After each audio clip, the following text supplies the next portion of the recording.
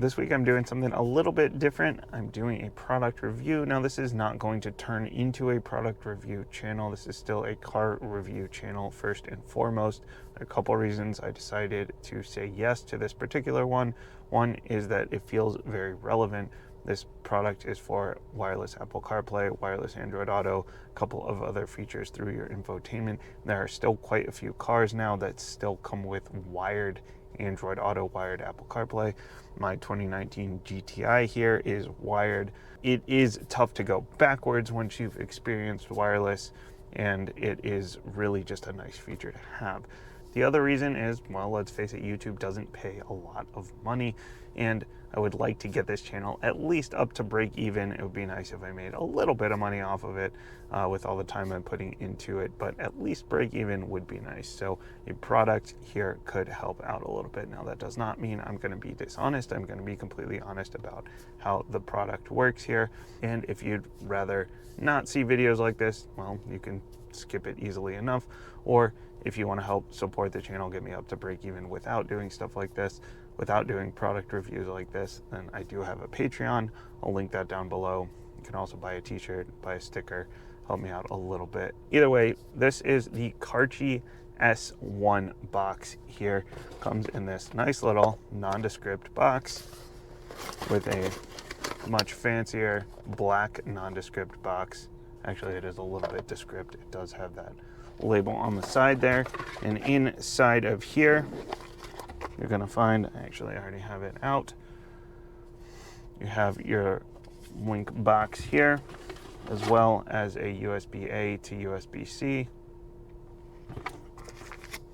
A little bit of instructions, and a USB-A to USB-C converter, USB-C on one side, USB-A on the other. If you want to try to plug that into your phone, plug it into your computer, or whatever you want to do. Go ahead and plug this in, and initial setup is easy enough.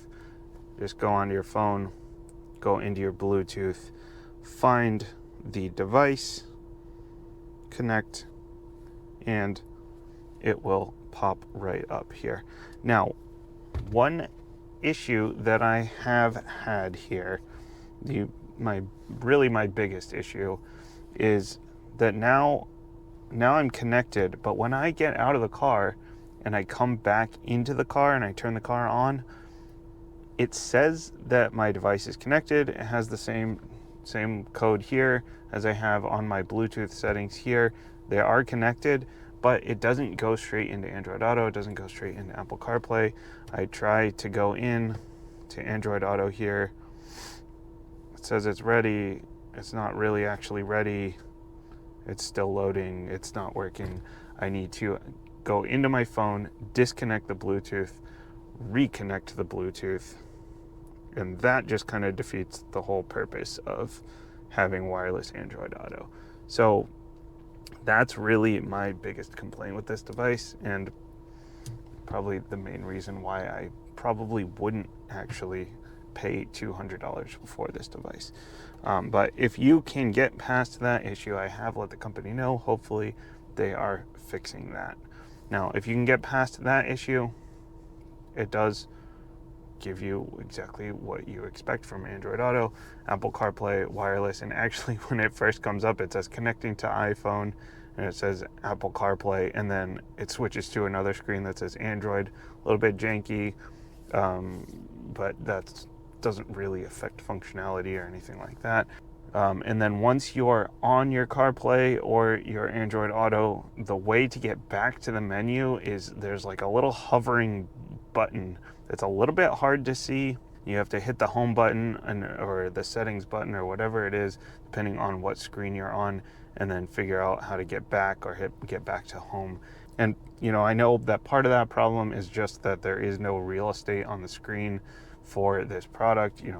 Google and Apple didn't develop their software with the third party here in mind. That's going to go over top of it. So that's part of the problem there, but it is just a little bit hard to see the menu, a little bit hard to see the buttons. But then you can get back to the main screen here.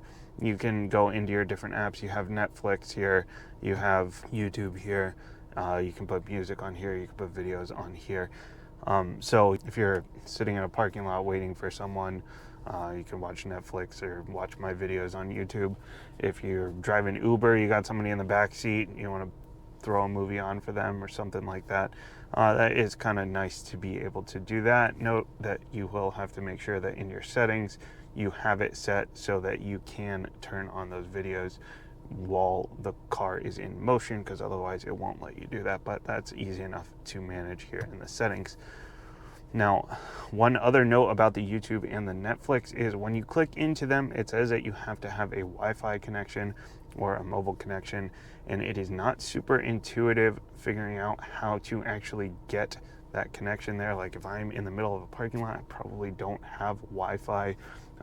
Maybe you have to use your phone as a hotspot, but it is not super clear how to get that connection set up. So it'd be nice if there were some instructions going on there. And some of the instructions, some of the notifications here are kind of broken English. It is a Chinese company, we understand, but it'd be nice if the English was a little bit better, but that doesn't affect functionality.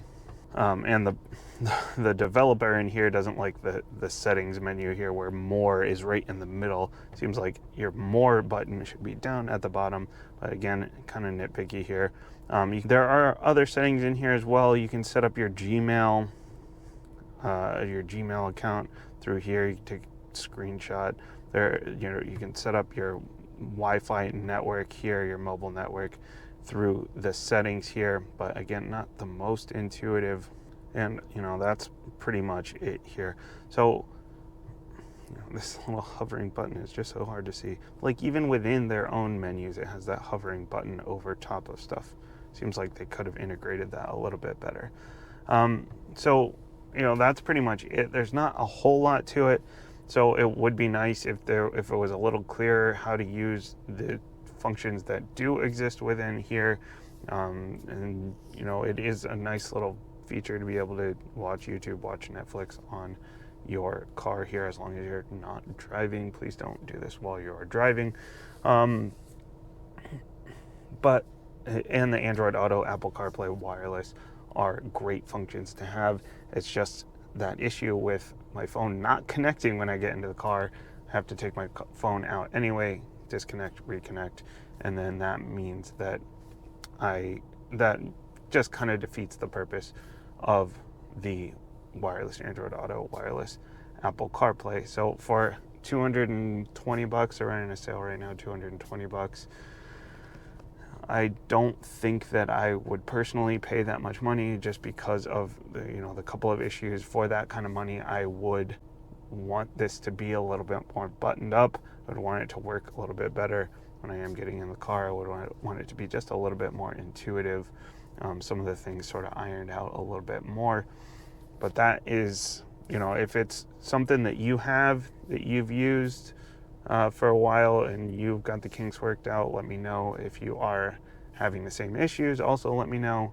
If you want to buy one, they are down below in the description. Personally, I just don't think that I would spend that kind of money on something like this, but they do have an S2 coming out, so maybe the S2 version is going to be a little bit better. That's all. Thanks for watching. I will see you in the next car.